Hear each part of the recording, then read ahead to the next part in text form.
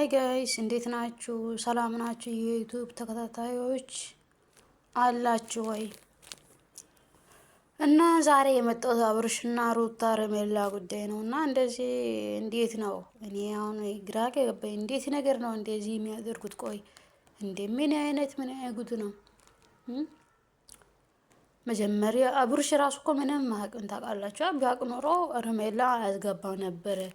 ነገራቸው ችግራቸው ካለ በጓዳ ነው የሚፈታው እንጂ በሚዲያ ወጥቶ አይወራም። ባልና ሚስት ከሆነ ድረስ ማለት ነው።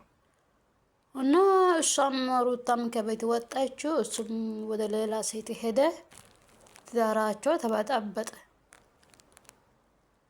ትዳር ውስጥ ሁለቱ ነው መፍታት ያለባቸው ችግራቸው። ግን ሶስተኛ አራተኛ ወገን አያስፈልግም። ካገበ ስታገቢ አራተኛ ወገን ወይ ሶስተኛ ወገን አይደለም ያገባሽው ያገባው። በዛ ሁለቱ እንደተጋቡ ሁለቱ ችግራቸው መፍታት አለባቸው። ግን እነሱ በቃ ወደዚህም የእሱ ጓደኞችም የእሷ ጓደኞችም አለ በቃ ልጆቹ ትዳር በተኑ። አሁን በቃ ተለያዩ ማለት ነው።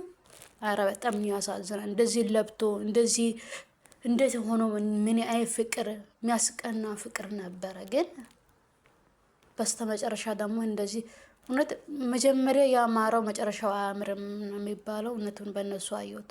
ግን አሁንም ቢሆኑ አብሮሽም ይወዳል፣ እሷ ጋር ትወዳለች። በቃ ጓደኞቹ ናቸው እንደዚህ እንዲሆኑ ያደረጉት። እና ብቻ ዛሬ እንግዲህ አብሮሽ አልመጣም እና ጓደኛ እንግዲህ ሩታ ጓደኛ ወንድም አቡሽ ነው የመጣው ይቅርታ ለመጠየቅና ሩታም ደግሞ ከማሌት ጋር ይቶ ጋር መታለች። ያው ደስተኛ ናት የምትመስለው፣ ግን ውስጧ ከፊቱ ደስተኛ ይመስላል። ውስጧ ግን ቆስሏል። ማንም እኮ ከተዳሩ ስለ ደስተኛ አይሆንም። እሷም ወዳ አይደለም እንደዚህ ያደረገችው፣ የእሱ ጥፋት ስለበዛባት ከአእምሮ ልክ ከአእምሮ በላይ ስለሆነባት እንደዚህ ያደረገችው። ግን እንደዛ ሆኖም ግን እስከ መጨረሻው ይለያል ማለት እኔ አላስብም። እውነት ቢሆንም አብረው ይሆናል መቼም ቢሆን ይለያሉ ብዬ ወርቀቱ ይፈረም እንጂ እንደ ወርቀቱ እኮ ሁለተኛ ሊፈረም ሊጋቡ ይችላሉ።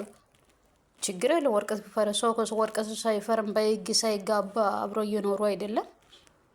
አሁንም እነሱ መቼም ተስፋ አይቆርጡም አንቆርጥምና እኛም እነሱም አሁን አዲስ መልክ አዲስ ፍቅረኛ ሆኖ ይመጣሉ። ታያላቸው ቢቆይም እንኳን